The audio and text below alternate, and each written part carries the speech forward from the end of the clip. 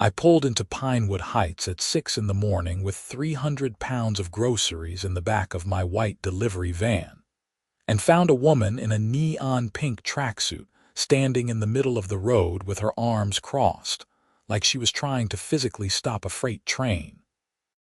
My name is Lucas Morrison, and I had been running Morrison's mobile groceries for the past 18 months. The service started as a side hustle when I realized folks in rural Montana needed someone to bridge the gap between them and civilization. The nearest full-service grocery store was in Billings, 23 miles away from Pinewood Heights, and most of the residents here were either elderly, disabled, or just too busy to make that drive multiple times a week.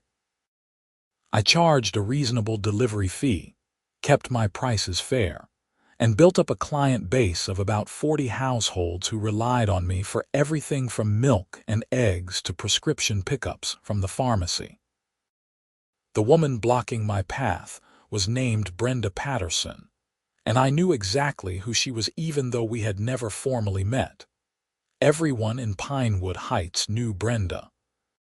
She was the president of the HOA board, a position she had held for 7 years running, and she treated it like she was running a small dictatorship rather than a community of 68 homes.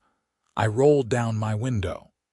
The Montana morning was cold enough that my breath came out in visible puffs. "Morning. I have deliveries for several residents. Can you move aside?" Brenda walked up to my van with the confidence of someone who had never been told no in her entire life. She was probably in her early 50s, with blonde hair that was clearly dyed and styled in that specific way that required weekly salon visits. Her pink tracksuit matched her pink sneakers, and she wore enough jewelry for a casual Tuesday morning that it caught the early sunlight.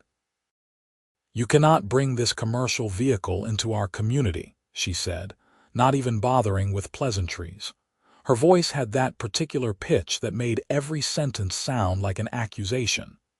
"Excuse me." I kept my tone neutral. I had 3 dozen eggs in the back, and Mrs. Chen on Maple Street was expecting her insulin from the pharmacy. I did not have time for whatever this was. Commercial vehicles are prohibited in Pinewood Heights between the hours of 10 p.m. and 7 a.m., and during all hours on weekends. It is in our HOA bylaws, Section 12, Paragraph 4. She pulled out a printed packet from seemingly nowhere and tapped it with one manicured fingernail. I checked my phone. 6:07 a.m. It is past 6. And I have been making deliveries here 3 times a week for over a year. Nobody has ever said anything. Well, I am saying something now. Brenda's smile did not reach her eyes. "The rules are the rules, Mr. Morrison.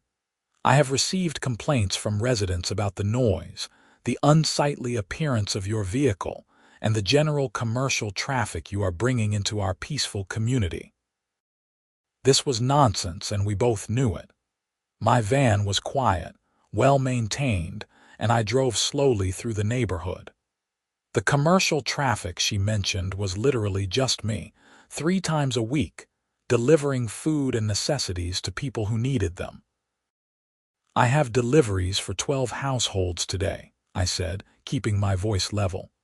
"Some of these are medications that cannot wait. I will make my deliveries, and then we can discuss this. You will turn this vehicle around right now, or I will call the police for trespassing." Brenda's voice rose in volume. A few curtains twitched in nearby windows. People were watching. I made a decision. Mrs. Chen needed her insulin.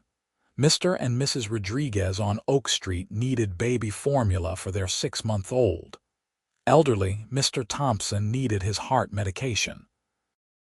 I was not going to let some power-drunk HOA president stop me from doing my job. "The streets are public roads," I said. "The HOA does not own them. Move aside." Brenda's face turned an impressive shade of red that clashed with her pink outfit. "These are private community roads, and you are in violation of our regulations. I am documenting this." She pulled out her phone and started taking pictures of my van, making a show of getting my license plate and the business logo on the side. I drove around her, slowly and carefully, and continued into the neighborhood. In my rearview mirror, I could see her on her phone, gesturing wildly. This was not over, not by a long shot. My first stop was Mrs. Chen's house on Maple Street. She was 83 years old and had lived in Pinewood Heights since it was first developed back in the 90s.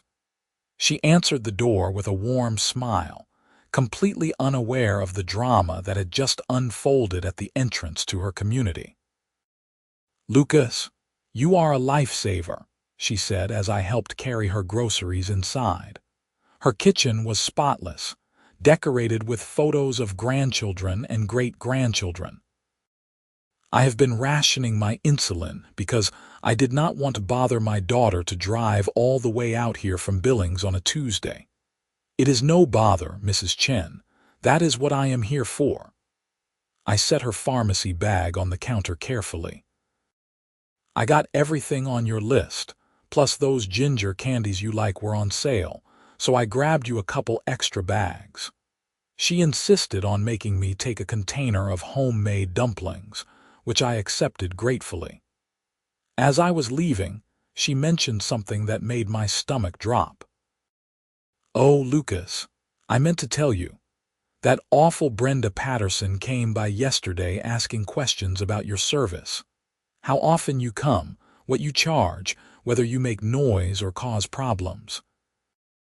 I told her you were wonderful, and that half the neighborhood would starve without you, but she just wrote things down in that little notebook of hers with a sour face. This had been planned. Brenda had not just randomly decided to block my van this morning. She had been building a case. The rest of my deliveries went smoothly, though I could feel eyes on me the entire time. At Mr. Thompson's house, he warned me that Brenda had been making noise at the last HOA meeting about maintaining property values and keeping commercial activity out of residential areas. At the Rodriguez house, Maria Rodriguez told me that Brenda had circulated a petition last week about commercial vehicle restrictions, but Maria had refused to sign it. "Most of us need you, Lucas," Maria said, bouncing her baby on her hip. "Brenda just likes being in charge. She goes after someone new every few months. Last year it was the Hendersons because their mailbox was the wrong shade of black. By the time I finished my deliveries and left Pinewood Heights, it was nearly 9 a.m. I had a few other customers in the area. Then I needed to head back to my warehouse space in Billings to prep for Thursday's route. I figured the Brenda situation would blow over. Maybe she would get distracted by someone's unapproved garden gnome or something. I was wrong. 2 days later, I received a certified letter from the Pinewood Heights Homeowners Association. Inside was a formal cease and desist notice, informing me that I was prohibited from entering the community with my commercial vehicle effective immediately. The letter cited multiple bylaw violations and threatened legal action if I continued my deliveries.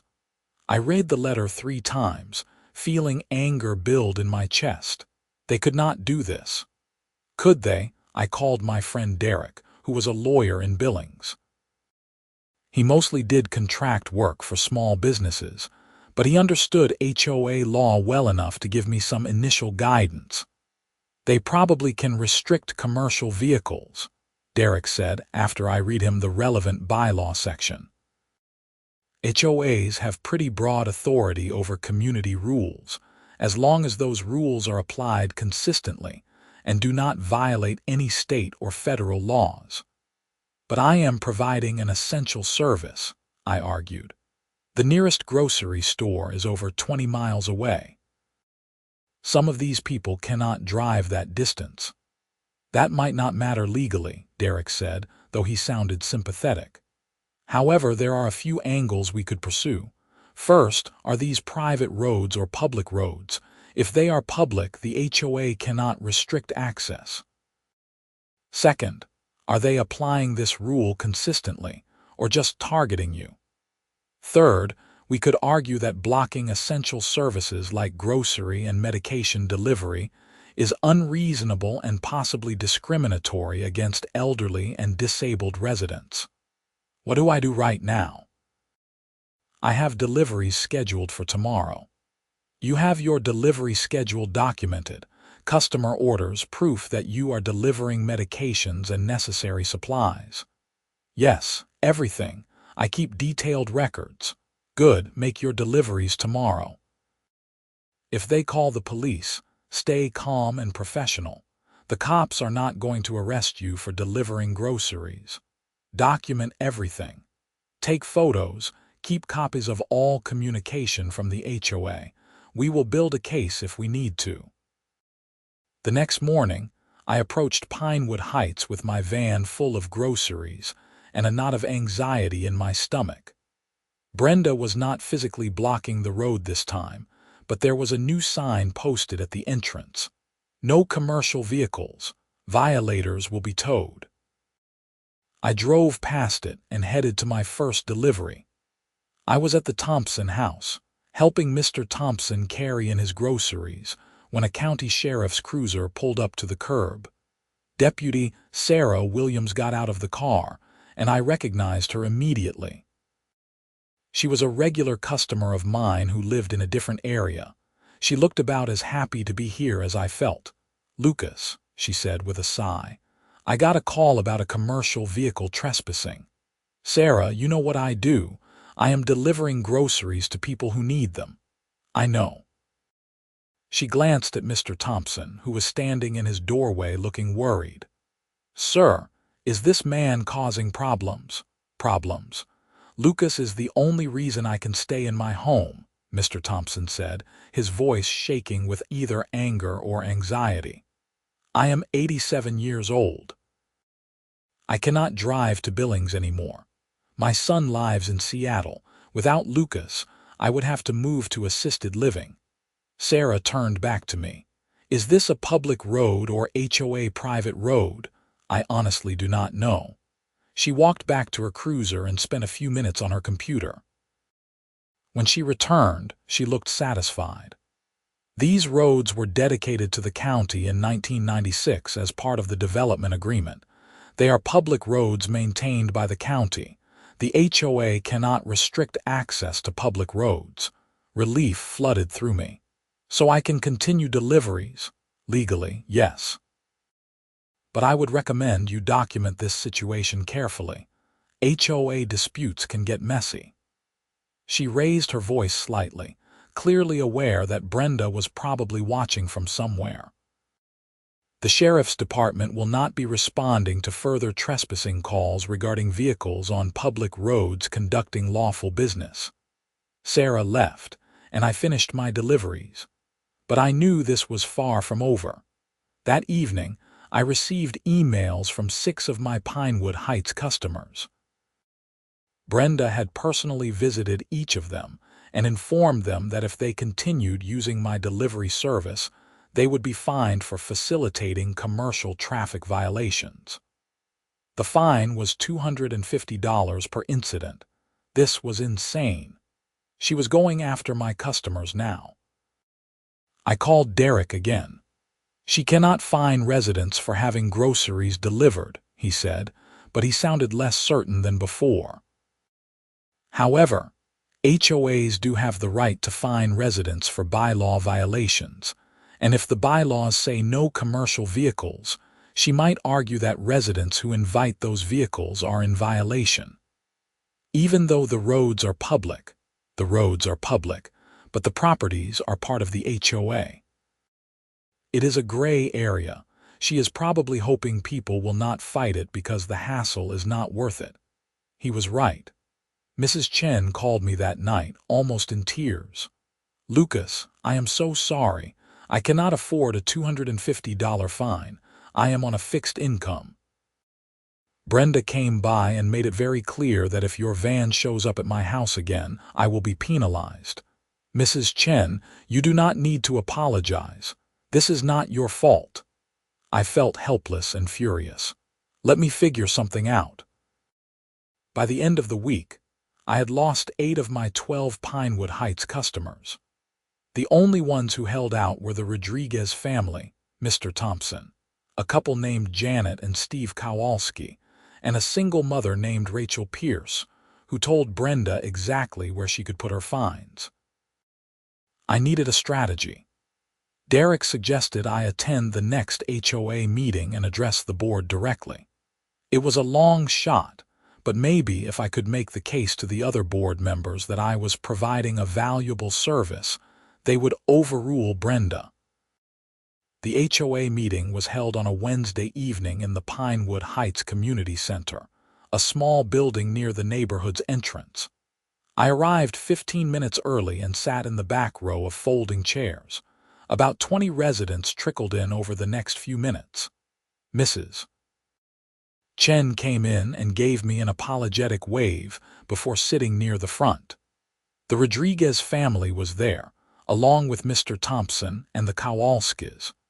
Brenda sat at a table at the front of the room with 4 other board members. There was Gregory Walsh, the vice president, who looked like he would rather be anywhere else. Denise Fletcher was the secretary, a stern woman in her 60s who seemed to take meticulous notes about everything. Todd Brennan was the treasurer, a balding man who kept checking his watch. And finally, there was Wendy Davis, a board member who seemed relatively new and uncomfortable. Brenda called the meeting to order and launched into the agenda with the enthusiasm of someone who lived for this. There were discussions about landscaping contracts, the annual budget, and a debate about whether the community should install speed bumps. Then Brenda reached the item I was waiting for. Item 7, Enforcement of Commercial Vehicle Restrictions, she announced. As you all know, we have had an ongoing situation with an individual repeatedly bringing a commercial delivery van into our community in direct violation of our bylaws. I would like to address that, I said, standing up. Brenda's expression could have curdled milk. This is not the public comment portion of the meeting. Gregory Walsh cleared his throat. Actually, Brenda, we typically allow residents to speak on agenda items, and while Mr. Morrison is not a resident, this issue directly involves him. I think we should hear what he has to say. Brenda's jaw tightened, but she nodded curtly. 5 minutes. I walked to the front of the room. 20 pairs of eyes watched me. My name is Lucas Morrison, and I run Morrison's Mobile Groceries. For the past 18 months, I have been providing delivery services to residents of Pinewood Heights and several other communities in this area. The nearest full-service grocery store is 23 miles away in Billings. I deliver fresh groceries, household supplies, and pharmacy items to people who cannot easily make that trip themselves. I pulled out a folder I had prepared. I have documentation here showing that I serve 40 households in Pinewood Heights. That is more than half of the homes in this community. Many of my customers are elderly, disabled, or have young children that make frequent shopping trips difficult. I deliver medications that cannot wait, baby formula, fresh food, and other essentials. Mr. Thompson stood up. I want to say something. I am 87 years old. My eyes are not good enough to drive long distances anymore. Before Lucas started his service, I was spending almost $200 a month on ride shares to get to Billings and back. Sometimes I could not get a ride at all. Lucas has been a godsend. I do not understand why we are trying to chase him away. Nobody is being chased away, Brenda said sharply. We are simply enforcing the rules that everyone agreed to when they purchased homes in this community, rules that maintain our property values and quality of life. What quality of life? Maria Rodriguez stood up with her baby in her arms. The quality of life where my infant runs out of formula at 9 p.m. and I have to choose between letting her go hungry or driving almost an hour round trip with a screaming baby. Lucas saved us more than once. This rule does not protect anyone. It just makes life harder for no reason. Brenda shuffled her papers. The bylaws are clear. Commercial vehicles are prohibited during certain hours and on weekends. This is not personal against Mr. Morrison. It is about maintaining standards. When were these bylaws written? I asked.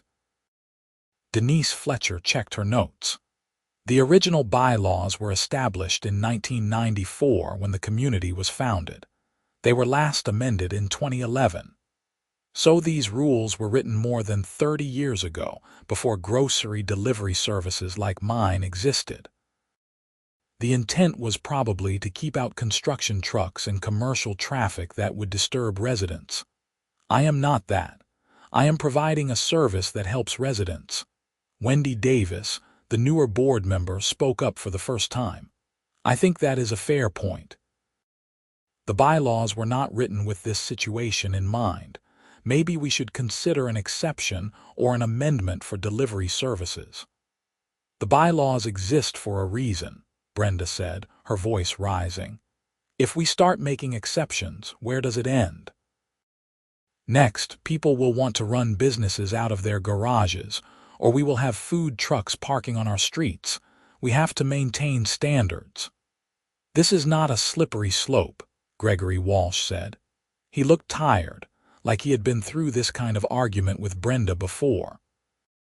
This is a resident asking for a common-sense interpretation of a rule that was not designed for this situation.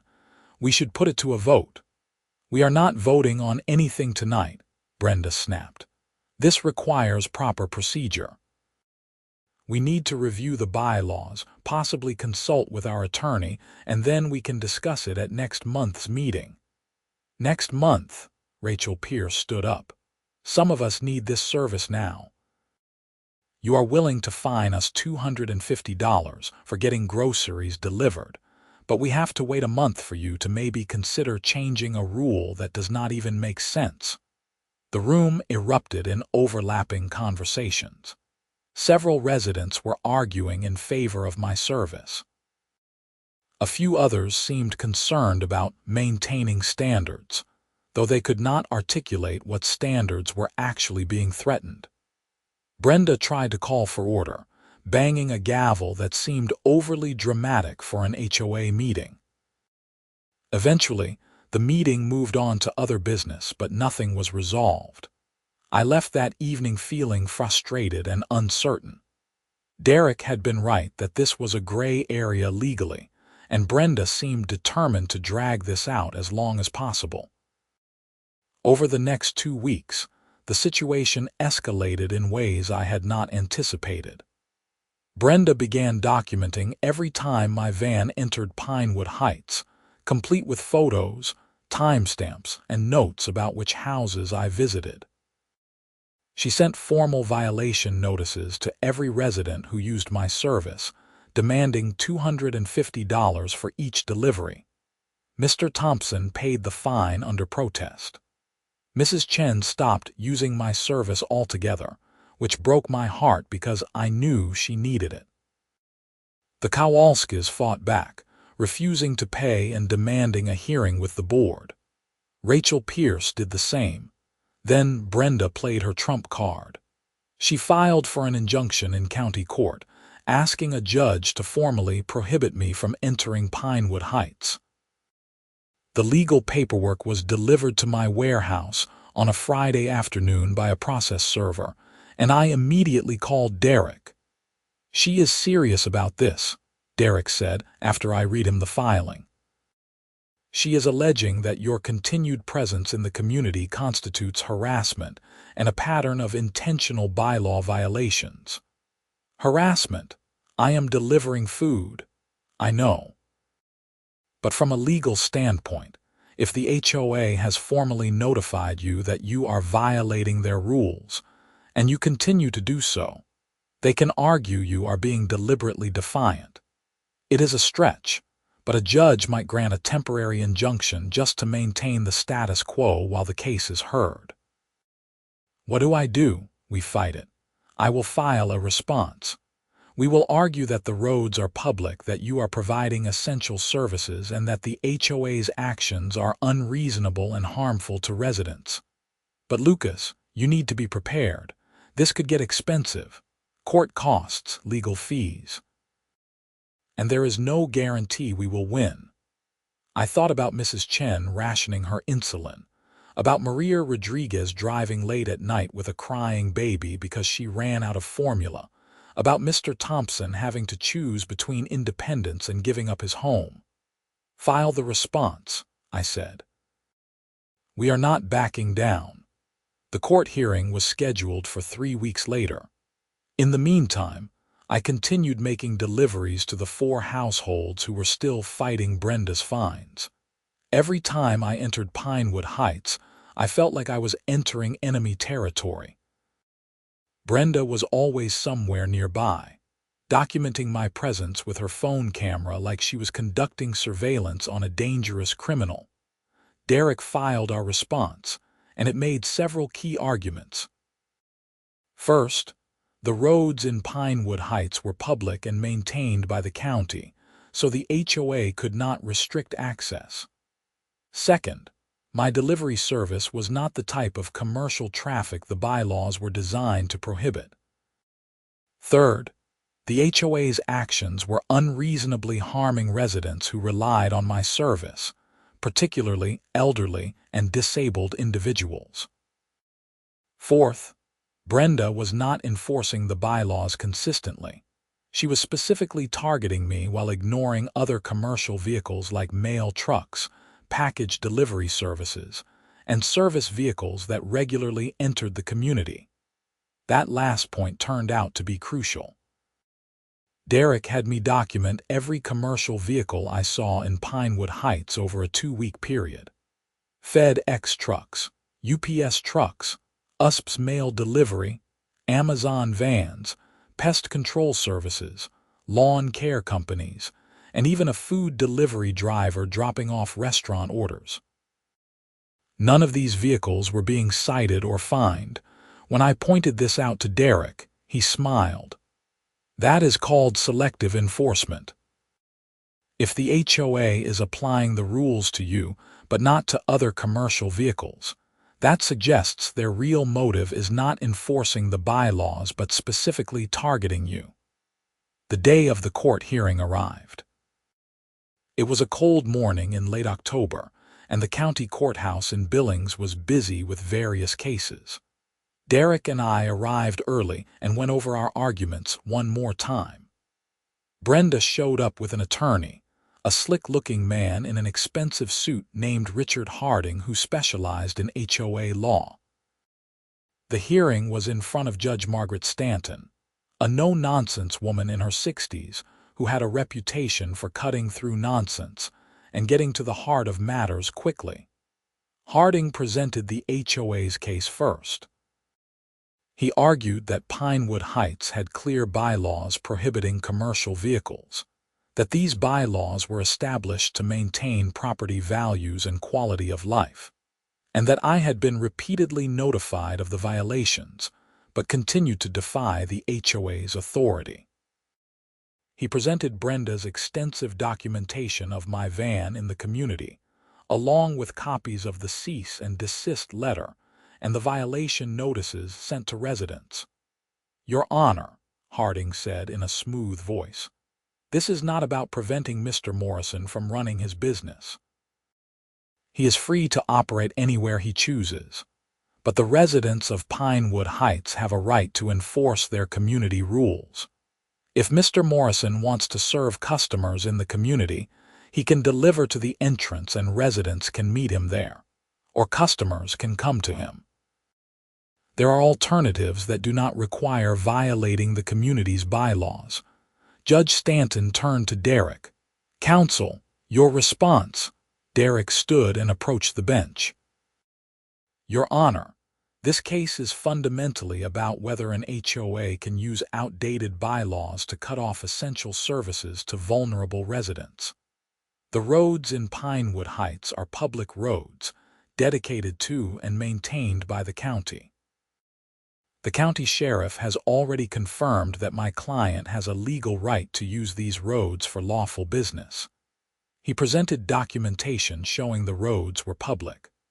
Second, the bylaws in question were written in 1994, long before modern delivery services existed. The intent was to prevent disruptive commercial traffic like construction vehicles, not quiet delivery vans making scheduled stops. Third, and most importantly, the HOA is not enforcing these rules consistently. We have documentation showing dozens of other commercial vehicles that regularly enter Pinewood Heights without any citation or penalty.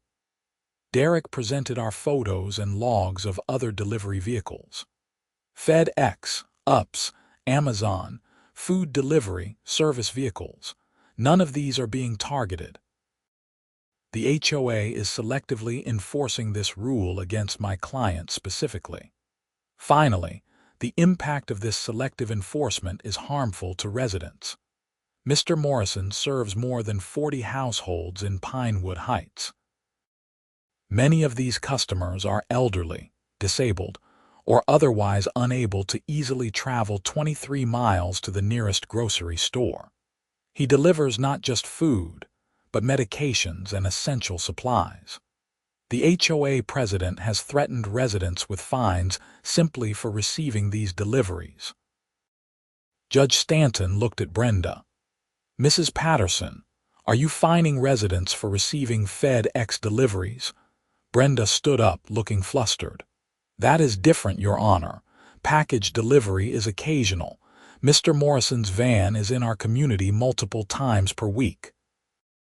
"How is that different from Amazon, which also delivers multiple times per week?" "Amazon is not a single person running a business. They are an established company." "So your objection is based on the size of the company, not the actual use of the roads." Brenda seemed to realize she was digging herself into a hole. "The issue is maintaining the character of our community, Your Honor. We have standards." Judge Stanton's expression suggested she was not impressed. She looked at the documentation for several long minutes, flipping through pages and making notes. Finally, she looked up. "Here is my ruling. The roads in Pinewood Heights are public roads. The HOA cannot restrict lawful use of public roads, regardless of their bylaws. Mr. Morrison has a clear right to use those roads for his business. Furthermore, I find evidence of selective enforcement. The HOA cannot arbitrarily apply its rules to one party while ignoring similar violations by others. The request for an injunction is denied." Relief washed over me. Derek squeezed my shoulder, but Judge Stanton was not finished. "However, I am going to make a suggestion to both parties. This dispute has gotten out of hand, and it is clear that the HOA bylaws need updating to reflect modern realities. Mrs.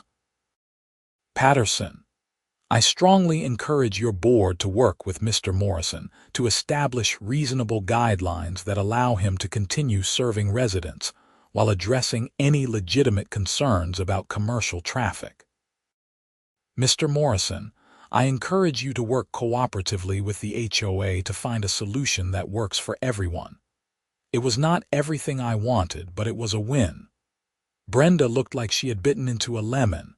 Outside the courthouse, Derek was pleased. "That went better than I expected. The judge essentially ruled in your favor on all the key points. The HOA cannot stop you."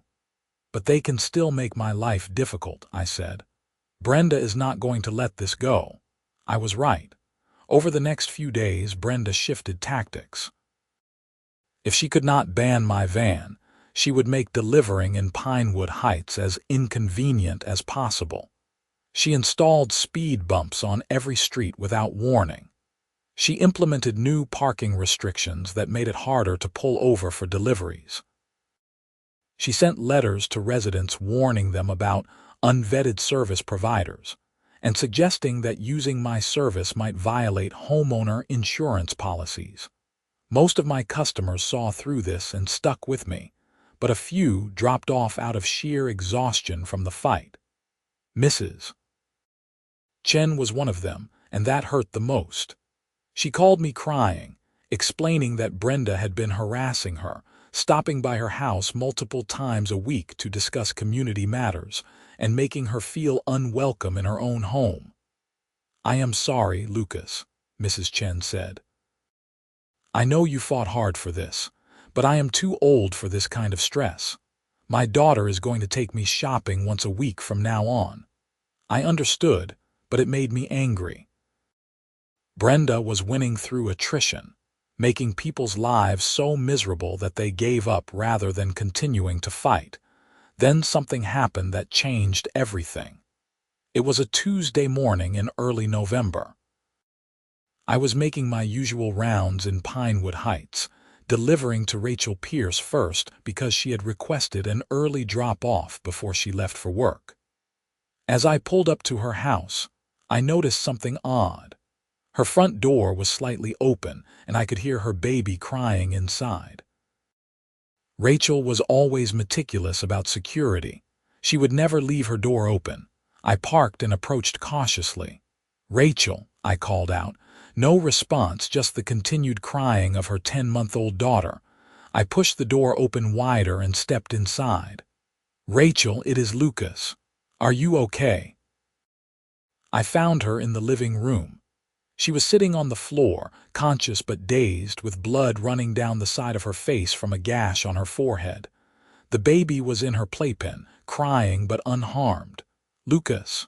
Rachel looked at me like she was having trouble focusing. I fell. I was trying to reach something on the top shelf, and the chair slipped, and I hit my head on the corner of the table. I immediately called 911. The dispatcher said an ambulance was on the way and instructed me to keep Rachel conscious and talking. I got a clean towel and pressed it against her head wound while trying to calm the crying baby with my other hand. "How long ago did this happen?" I asked. "I do not know, maybe 20 minutes. I called for help, but nobody came. I could not get to my phone." 20 minutes. She had been lying there bleeding with a baby crying and no help available. If I had not shown up for my regular delivery, it could have been hours before anyone found her. The ambulance arrived within 10 minutes. The paramedics checked Rachel over and determined she needed stitches and possibly a CT scan to rule out a concussion. One of the paramedics, a kind woman named Jennifer, turned to me. "You did the right thing calling immediately. Head wounds can be serious." If she had been alone much longer, this could have been a lot worse. They loaded Rachel into the ambulance. I offered to watch her daughter until a family member could come, and Rachel agreed gratefully. She gave me her sister's phone number, and I called to explain the situation. While I waited for Rachel's sister to arrive, I sat in Rachel's living room with the baby, who had finally calmed down. I thought about what would have happened if Brenda had succeeded in banning me from the community. Rachel would have been alone. Nobody would have checked on her. The outcome could have been tragic. Rachel's sister arrived 30 minutes later, thanked me profusely, and took the baby to go meet Rachel at the hospital. I finished the rest of my deliveries that day with a new sense of purpose. This was not just about groceries or stubborn principles anymore. This was about people's safety and well-being. That evening I got a call from Mr. Thompson. "Lucas, I heard about what happened with Rachel Pierce. You saved her life, son." I just did what anyone would do. "Not anyone. You were there because you refused to give up, even when that witch Brenda tried to force you out. Half the neighborhood is talking about it. People are realizing that your service is not just convenient, it is necessary." The next day, I received a call from Gregory Walsh, the HOA vice president. "Mr. Morrison, I wanted to reach out to you personally. I heard about what happened yesterday with Rachel Pierce. On behalf of the board, I want to thank you for your quick response. I was just in the right place at the right time, maybe. But the fact is, You were there making a delivery that some members of our board tried to prevent. That has not gone unnoticed. I want you to know that several of us on the board have been uncomfortable with Brenda's handling of this situation. What happened yesterday was a wake-up call. We are calling an emergency board meeting to discuss the commercial vehicle policy. Is Brenda on board with this? There was a pause. Brenda does not have unilateral authority, despite how she sometimes acts. The board can override the president with a majority vote. I think we have the votes. The emergency board meeting was held that Friday evening. I was invited to attend as a guest. The community center was more crowded than it had been for the last meeting. Word had spread about what happened with Rachel, and people wanted to show support. Brenda called the meeting to order, but her usual commanding presence seemed diminished. She looked tired and frustrated. Gregory Walsh took over almost immediately. We are here to discuss the commercial vehicle policy and Mr. Morrison's delivery service. I am proposing that we amend our bylaws to explicitly allow delivery services for groceries, medications, and other essential household items. We already discussed this, Brenda said. The bylaws exist for a reason. The bylaws exist to serve the residents, not the other way around, Wendy Davis said. She looked directly at Brenda. I was elected to this board 3 months ago because I wanted to help our community. What I have witnessed in that time is one person using these rules as a weapon against anyone who does not fall in line with her vision. That is not governance. That is tyranny. Brenda's face flushed red. How dare you let her finish, Todd Brennan, the treasurer, said quietly. Wendy continued.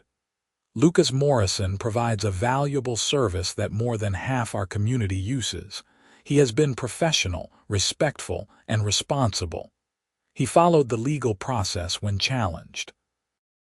And this week, he potentially saved a resident's life because he happened to be making his regular delivery. Yet our president has spent months trying to force him out, not because he is causing actual problems, but because she does not like not having control over every aspect of this community. Several residents applauded. Brenda looked around the room like she could not believe what was happening. Gregory Walsh called for a vote on the bylaw amendment. Wendy Davis voted yes. Todd Brennan voted yes. Denise Fletcher, who had been Brenda's ally, hesitated but then voted yes. Gregory voted yes. Brenda was the only no vote. The motion passes 4-1, Gregory announced. Effective immediately, delivery services for groceries, medications, household supplies, and similar essential items are explicitly permitted in Pinewood Heights. All fines levied against residents for using such services are hereby voided. The room erupted in applause. I felt a weight lift off my shoulders that I had not realized I was carrying, but Brenda was not done. She stood up, her chair scraping loudly against the floor. This is a mistake. You are all making a terrible mistake. Property values will decline. Standards will fall. And when this community turns into a commercial thoroughfare, do not come crying to me. Brenda, Gregory said, his voice firm but not unkind. Maybe it is time to step back and let someone else lead for a while. You have done good work for this community over the years, but this fight was not worth it. You hurt people for no good reason. Brenda gathered her papers and her purse. I resign from this board, effective immediately. You can all enjoy the chaos you have created. She walked out of the community center. A few people looked uncomfortable, but most looked relieved. After the meeting, dozens of residents came up to thank me and apologize for what I had been put through. Mrs. Chen was there, tears in her eyes, asking if I would start delivering to her again. Of course I would. Rachel Pierce was there too, a bandage on her forehead and her baby in her arms. Thank you, she said simply, for everything. Over the following weeks, things gradually returned to normal in Pinewood Heights. Gregory Walsh became the interim president, and the board operated with a level of cooperation and common sense that had apparently been absent for years. My delivery service grew as word spread about the situation and the resolution. Several people from other communities asked if I could expand my route, and I hired an assistant to help keep up with demand. The legal bills from the court case had been significant, but I considered it money well spent. Derek became a regular customer and a good friend. I never saw Brenda Patterson again. I heard through the neighborhood gossip that she and her husband sold their house and moved to Arizona. Apparently, she found a new HOA board there that appreciated her management style, which I suspected meant she found a new group of people to boss around. One morning in December, I pulled into Pinewood Heights with the first snow of the season falling gently. My van was loaded with holiday groceries, Christmas decorations that Mrs. Chen had special ordered, and 3 kinds of formula for the Rodriguez baby, who apparently had very particular tastes. As I drove through the neighborhood, I saw Mr. Thompson putting up Christmas lights with the help of his son who had flown in from Seattle. The Kowalskis had a wreath on their door that Janet had made from pine boughs. Kids were already out building a snowman on someone's front lawn despite the fact that there were only about 2 inches of accumulation. It looked like a community. A real one, where people helped each other and common sense prevailed over petty rules. That was worth fighting for. I made my deliveries that day with a lighter heart than I had felt in months. At each house, I was greeted with warm smiles and genuine appreciation. These were not just customers. They were neighbors, friends, people whose lives intersected with mine in meaningful ways. The new year brought new challenges and new opportunities. The county newspaper ran a story about my business and the HOA fight, which brought in customers from communities across the region. I expanded my delivery area and hired 2 more drivers to keep up with demand. We got a second van, and then a third. Morrison's mobile groceries became more than just a business. It became a lifeline for rural communities, a bridge between isolated residents and the resources they needed. We added pharmacy delivery partnerships with 3 different drugstores. We started carrying fresh bread from a local bakery and eggs from a nearby farm. We became part of the fabric of these communities. Gregory, Walsh, and I became friends. He told me once, over coffee at a diner in Billings, that the fight with Brenda had been a wake-up call for the entire Pinewood Heights community. People had gotten complacent, he said. We let Brenda run things because it was easier than fighting her. But when she went after you, it forced people to ask what kind of community they wanted to live in. One ruled by fear and arbitrary enforcement, or one based on common sense and mutual support. I think we made the right choice. You definitely did, I agreed.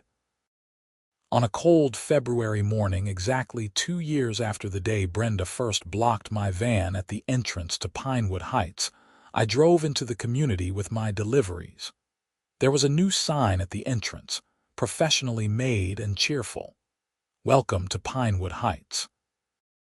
A community where neighbors matter. Underneath, in smaller letters, delivery services welcome. I smiled every time I saw it. Mrs. Chen's granddaughter had sent her flowers for her 85th birthday, and I delivered them along with her groceries. She insisted I stay for tea, and I did because my schedule had gotten busy enough that I could afford to take a few extra minutes with customers who had become friends. You know, Lucas, Mrs. Chen said as we sat in her kitchen drinking jasmine tea, when I first moved to Pinewood Heights 30 years ago, this was such a warm community. Everyone knew everyone. People looked out for each other. Then over the years it changed. Rules became more important than relationships. I was starting to think about moving, even though I love this house. But then you came along and reminded us what really matters. I just deliver groceries, Mrs. Chen. She patted my hand with her small, wrinkled one. You do much more than that, dear. You care about people. That matters more than you know. As I left Mrs. Chen's house and headed to my next delivery, I thought about what she said. I had started this business to make money and fill a need in the market, but somewhere along the way it had become about something bigger, about community, about dignity, about making sure that people were not left behind just because they lived 20 miles from the nearest store. The fight with Brenda and the HOA had been exhausting and stressful. There were moments when I had wanted to give up, to find customers elsewhere and avoid the hassle. But I was glad I had not. Standing up to unreasonable authority, fighting for what was right, and protecting the people who depended on me had been worth every moment of struggle. My last delivery of the day was to Rachel Pierce. Her daughter was walking now, toddling around the living room with the unsteady enthusiasm of a child learning to navigate the world. Rachel had gone back to school to finish her nursing degree, something she had put off for years. I could not do this without you, she said as I helped carry in her groceries. Not just the delivery service, but everything. You showing up that day when I fell, you fighting Brenda so I did not have to fight alone. It gave me the courage to make changes in my life. If you could stand up to that nightmare, I could stand up to my fears about going back to school. How are classes going? Hard, but good. I will graduate in 2 years, and then I can get a job at the hospital in Billings with real benefits and career growth. My daughter will grow up seeing her mom follow her dreams. That matters. I thought about that on the drive back to my warehouse in Billings. We never really know how our actions ripple outward, how standing firm in one area of life can inspire others to find their own courage. Morrison's mobile groceries continued to grow and thrive. We served 12 different communities across rural Montana, providing essential services to hundreds of households. We created jobs. We supported local producers by carrying their goods. We became a trusted part of people's lives. And it all started because I refused to back down when a power-hungry HOA president tried to ban my delivery van from a community that needed me. Sometimes the right fight is worth fighting, even when it seems easier to walk away. Sometimes standing up to petty tyranny, even in something as mundane as a homeowner association dispute, matters more than we realize in the moment. Sometimes delivering groceries is about more than just groceries. On a warm spring morning 3 months later, I attended the Pinewood Heights Community Potluck, an event that Gregory Walsh had revived after years of it being discontinued under Brenda's leadership. There was food, music, and laughter. Kids ran around playing tag while adults chatted and caught.